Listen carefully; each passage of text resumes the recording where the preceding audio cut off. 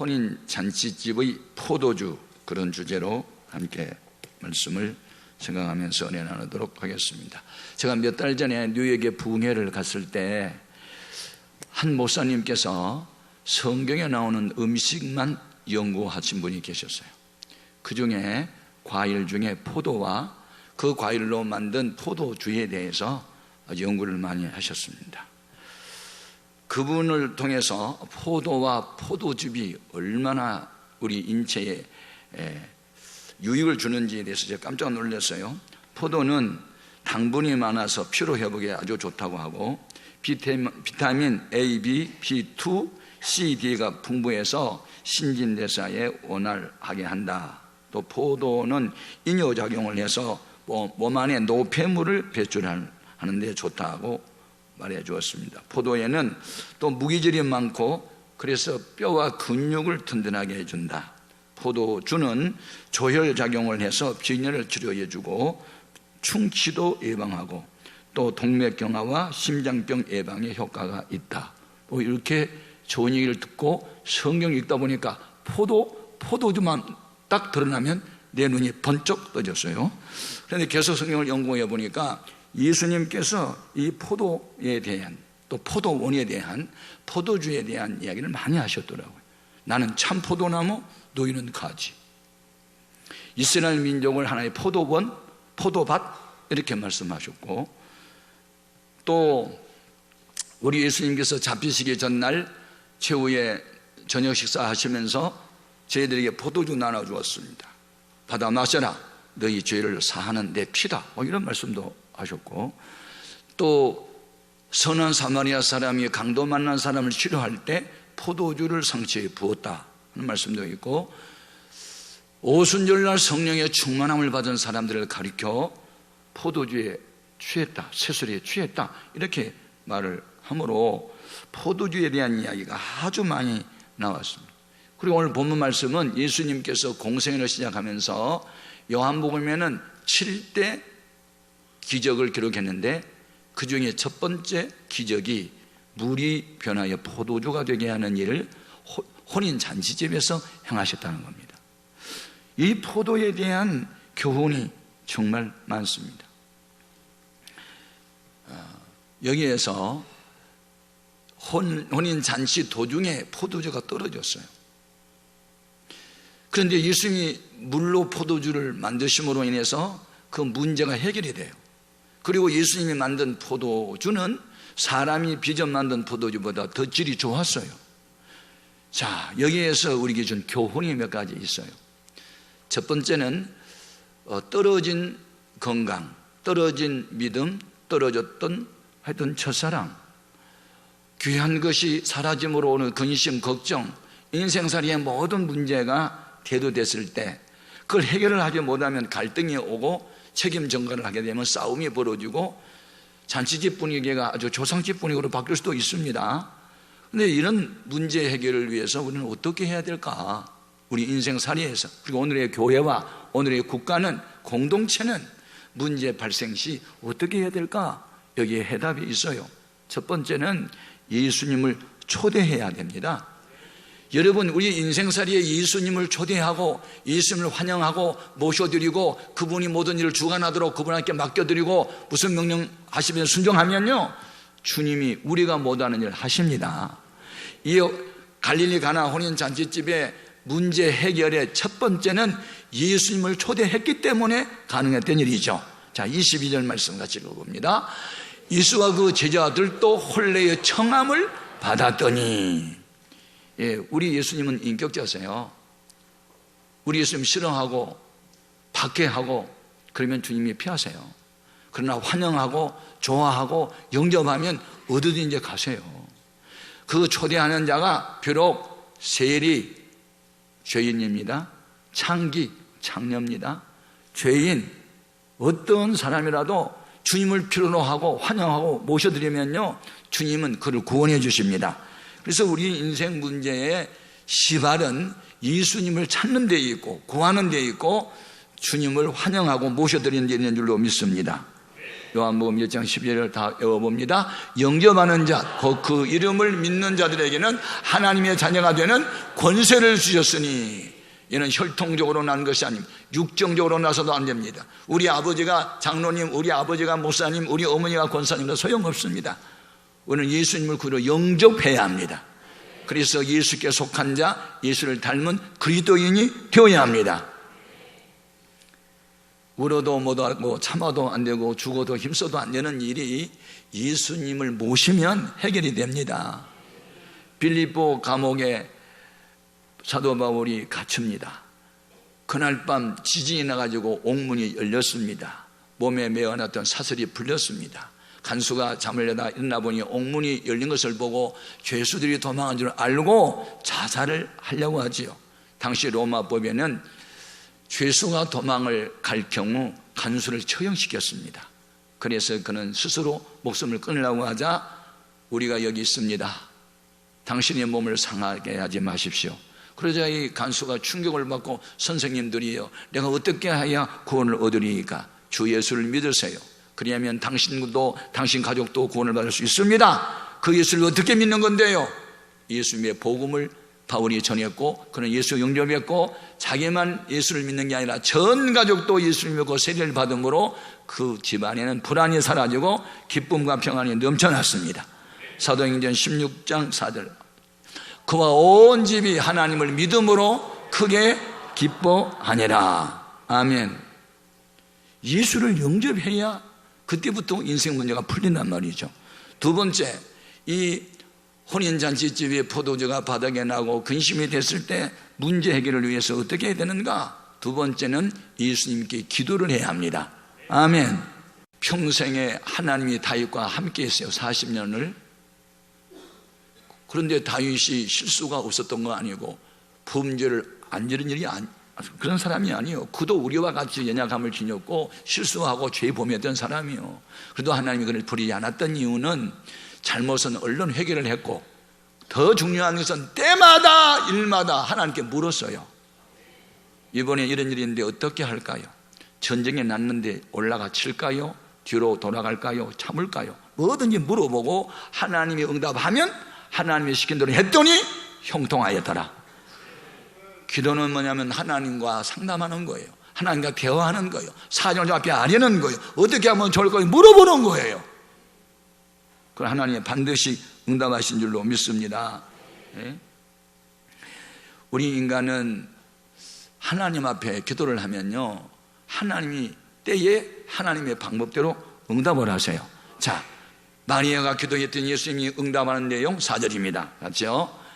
4절에 보면 예수께서 이르시되 여자여 나와 무슨 상관이 있나이까? 내 때가 아직 이르지 아니하였나이다. 자, 여기서 뭘 깨달아요? 우리가 믿음으로 기도를 하면 내가 원하는 때에 내 원하는 방법이 아니고 하나님이 원하는 때에 하나님이 원하는 방법으로 응답한다. 이 정확한 답이에요. 우리는 믿음의 여성 아브라함을 잘 알아요. 믿음이 대단한 사람이긴 했지만 그가 실수한 거 있었어요. 75세에 하나님이 약속한 게 있죠. 네 후손이 하늘의 별처럼 많아지게 하리라. 근데 몇 살 때는 말 안 해줬어요. 하나님은 다 안 알려줘. 그냥 그때만 조금만 알려줘. 왜 그러냐면 다 알려주면 기도 안 할까 봐. 그냥 계속 기도하라고. 하나님이 우리 길을 인도할 때 서치라이트를 비춰가지고 꼬리 지나까지 비춘단 말이 없어요. 내 발에 등이라 그랬어. 등은 2, 3몇 대밖에 못 봐. 하나님은 그때마다 응답을 하세요. 그런데 하나님이 후손을 주겠다고 약속했는데 10년을 지나도 아내가 임신이 안 되는 거예요. 그럼 기도했단 말이 없어. 그냥 이삭은 아내가 임신 못하니 기도했단 말이 있는데 아브라함은 기도했단 말이 없어. 이삭의 아내가 미안하잖아요. 시집을 넣은 여자가 그 집에 씨가 자기 때문에 중단되면 안 되니까 자기 몸종 하갈을 남편 방에 가서 같이 잠자리에 같이 하게 해서, 그래서 그 하갈이 임신해가지고 이스마엘이라는 아들을 이제 낳았잖아요. 그 아들을 낳기 전에 임신이 딱 되니까 이제 하갈이 주인, 그 여주인 사례를 없인 여자예요. 종이, 얘는 예 아니면 네 예 안 했으면 예 했겠지.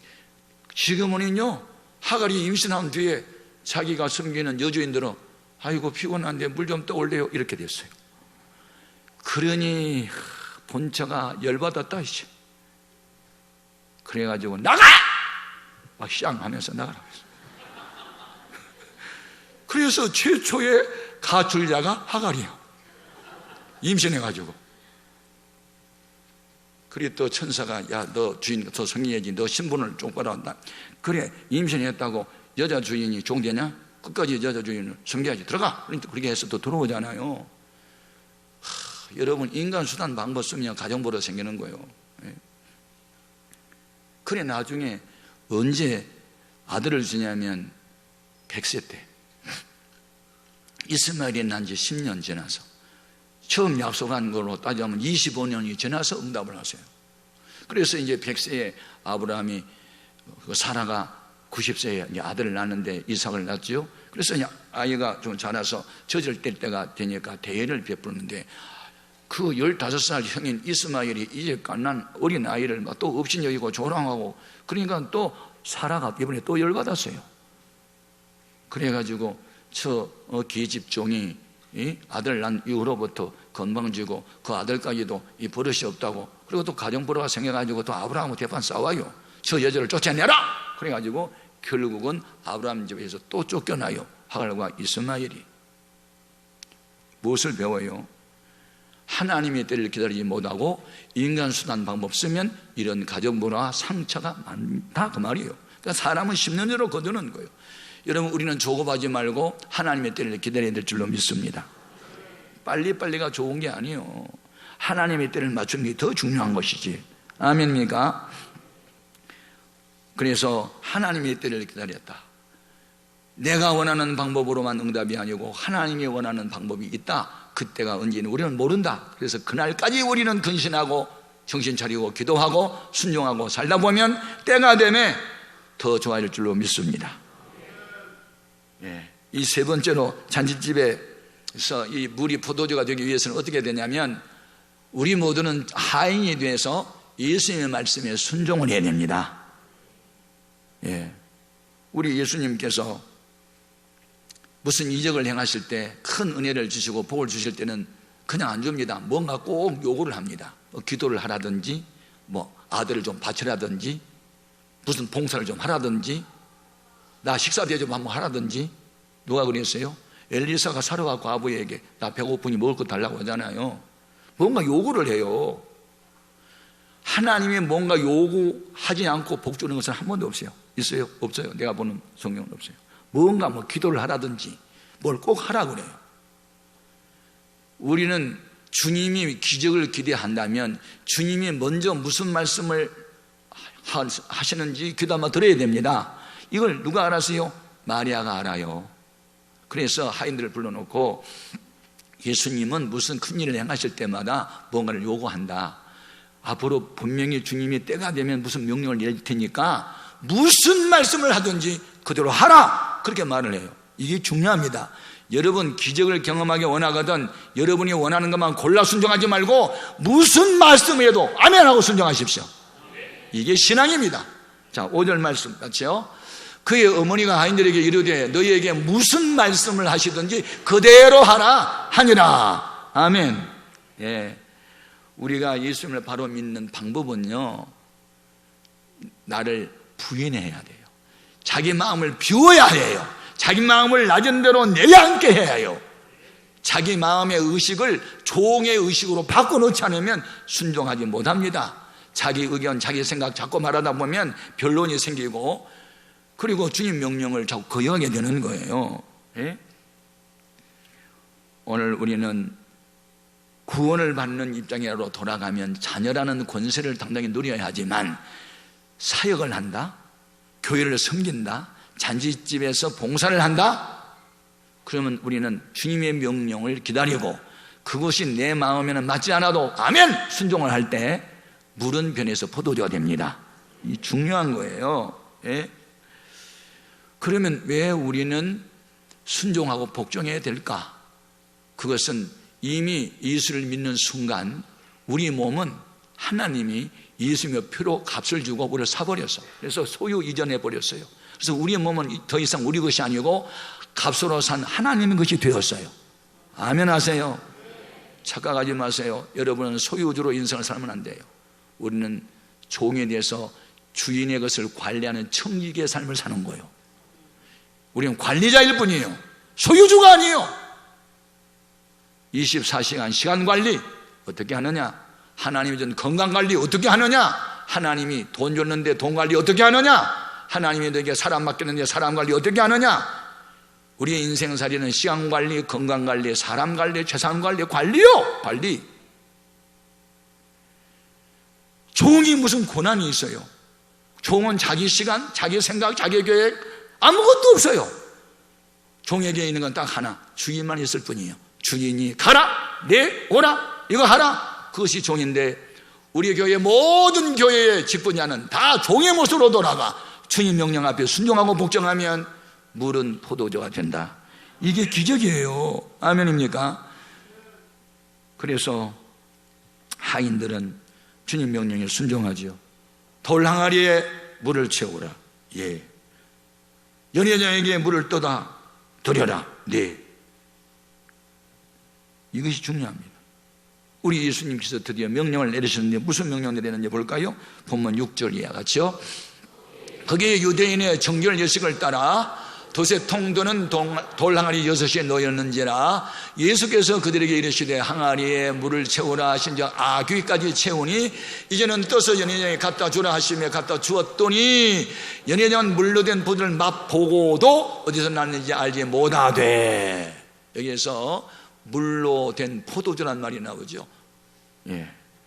순종할 때 물이 변하여 포도주 됐다는 겁니다. 기도를 많이 하는데도 불구하고 순종하지 않은 사람이 있습니다. 예. 기도만 하고 순종하지 않는다? 그건 50%만 하고 50%는 안 되기 때문에 아직 응답이 없어요. 기도했으면 3단계죠. 말씀 듣는다, 기도한다, 3단계 순종한다. 거기까지 가야 물이 포도주가 되는 줄 믿습니다. 그런데 어떤 사람은 기도를 꽤 많이 하는데 뭐 전도하라 해도 상관없고 뭐 무엇을 한다고 해도 자기가 생각하는 예수를 믿는 거지 성경에서 원하는 예수가 없어요. 그러니까 언제나 문제는 문제로 남아있는 거예요. 오늘 우리가 깨닫는 것이 은혜인 줄로 믿습니다. 예. 그래서 순종을 했더니 어떤 일이 벌어졌을까? 9절 예. 다시 한번 읽어볼까요? 연회장은 물로 된 포도를 맛보고도 어디서 났는지 알지 못하되 물 떠온 하인들은 알더라. 연회장이 신랑을 불러. 자, 여기에서 누구만 알더라? 물 떠온 하인들은 알더라. 그러니 누구는 몰라? 연회장은 몰라. 기억하십시오.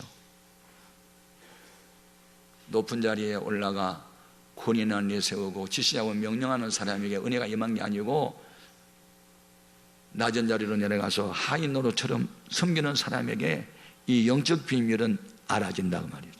여기서 알아진다는 것은 무리로 이해된다가 아니고 경험을 통해서 알다는 뜻이에요. 여러분, 우리가 믿는 예수님은요 직접 경험을 해보지 않고는 예수님이 누구라고 말할 수 없어요. 내가 병 고침을 받아봐야 그분은 치료자십니다. 내가 응답을 받아봐야 그분은 기도하면 응답하십니다. 내가 복을 받아봐야 말씀을 대로 순종하면 복을 받습니다 말할 수 있지. 아마도 그럴 것입니다. 추상적인 예수가 아니고 경험적 예수를 믿어야 우리가 복음을 또 확실하게 전할 수 있습니다. 베드로와 요한이 복음 전할 때 우리는 보고 들은 것을 말한다 그랬지 추상적인 것을 말한다 했나요? 아마도 그럴 것이다. 아니요. 예수님은 부활하셨다. 예수님은 구원자시다. 우리가 보고 만졌다. 이렇게 경험담을 이야기하지 않습니까? 여러분도 신앙생활에 간증이 좀 많이 있기를 바랍니다. 아멘. 네. 사도 바울이 전도를 하다가 사람들이 끌려가지고 재판을 받고 한 번은 아그리아파 왕 앞에 붙들려 신문을 받아요. 당신 도대체 어떤 사람이길래 이 유태인들이 당신을 처형시키라고 하는데 무슨 죄를 범했느냐? 그렇게 이야기하니까 자기 간증해. 자기 간증. 내가요 원래부터 예수 믿는 사람 아니었어요. 저는 유태교도였는데요 기독교인들 내가 밖에 하려고 담에석으로 가다가 햇빛보다 더 밝은 빛 가운데 나는 주님을 만났거든요. 근데 주님께서 나에게 주신 사명이 있었어요. 한번 들어보실래요? 자, 그때 사도 바울이 아그리파 왕 앞에서 무슨 말을 했는지 확인해 봅니다. 사도행전 26장 16절 이하인데 같이요. 일어나 너의 발로 서라. 내가 내게 나타난 것은 곧 내가 나를 본 일과 장차 내가 내게 나타날 일에 너로 종과 증인을 삼으려 함이니 이스라엘과 이방인들에게 내가 너를 구원하며 그들에게 보내어 그 눈을 뜨게 하여 어둠에서 빛으로 사탄의 권세에서 하나님께로 돌아오게 하고 죄사함과 나를 믿어 거룩하게 된 무리 가운데서 기업을 얻게 하리라 하더이다. 나는 주님의 명령에 순종할 뿐이요 국법을 어긴 것이 아닙니다. 아무도 저를 범하지 않았어요. 나는 예수님의 전도를 할 뿐입니다. 그렇게 지금 외치는 거예요. 그 말대로 계속 나가면 처형당할 수 있는데도 불구하고 목숨을 걸고 복음을 전한 거예요. 이러한 바울과 주님은 평생 함께한 줄로 믿습니다. 결국 하인들의 순종으로 돌 항아리 6에 가득가득 채워졌던 물이 모두 다 포도주가 되어버렸으니 이것은 전화위복이 된 겁니다. 떨어졌기 때문에 더 좋은 포도주를 주님이 만든 것이죠. 우리 인생살이도 건강을 잃었고 재산을 잃었고 명예를 잃었고 다 잃었는데 그것 때문에 회개하고 그것 때문에 겸손해지고 그것 때문에 기도하고 그것 때문에 하나님께 매달렸더니 은혜를 받고 보니 더 좋아졌습니다. 이게 잔치집의 변화였습니다. 아멘. 그래서 우리 예수님께서 혼례 잔치집에서 이 표적을 한 목적이 있었어요. 표적은 무조건 하려는 게 아니에요. 무슨 목적이 있었어요. 첫째는 주님의 영광을 드러내기 위해서, 두 번째는 이제 갓 선택한 제자들이 예수님을 메시아로 믿도록 하기 위해서. 자, 11절 말씀입니다. 같이요. 예수께서 이 첫 표적을 갈릴리 가나에서 행하여 그의 영광을 나타내심에 제자들이 그를 믿으니라. 우리는 하나님을 보지 못했어요. 그러나 하나님이 함께한 사람은 볼 수 있어요. 하나님이 함께한 사람을 보고 하나님을 간접적으로 찾아가는 거예요. 아멘입니까? 여러분도 하나님은 안 보이지만 하나님 믿는 나를 좀 보십시오. 이렇게 말할 수 있는 것을 우리 간증이라 그래요. 간증. 얼마나 멋있어요. 얼마나 부러워요. 잔치집에 하인들이 다 돼서 물이 포도주 어떻게 됐는지를 여러분이 직접 볼 수 있고 경험할 수 있기를 바라요. 예수님이 그랬어요. 예수님이 이 잔치집의 문제를 해결했어요. 예수님이 구원자요, 예수님이 치료자요, 예수님이 다 하세요. 예수님이 하셨다고요. 누가 그 말했을까? 하인들만 할 수 있는 거예요. 우리는 연희장은 모르니까, 자기가 경험을 안 해봤으니까 물을 퍼봤어요, 떠다 줘봤어요, 순종을 했어요. 대장노릇만 했지. 그러니까 역사 안 한다는 거예요. 기도했던 말이야, 순종했던 하인들은 예수님을 더 잘 믿었을 거예요. 할렐루야. 경험을 했으니까. 그리고 그 잔치집 주인은 예수님께 얼마나 감사를 많이 했을까. 그리고 예수님이 빚어 맞은 포도주를 맛본 사람들이 얼마나 예수님을 또 높이 찬양했을까. 그와 같은 일은 지금도 있습니다. 여러분의 인생의 주인을 예수님으로 바꿔 주님을 여러분을 주장하도록 하십시오. 주님의 말씀에 귀를 기울이십시오. 기도하십시오. 순종하십시오.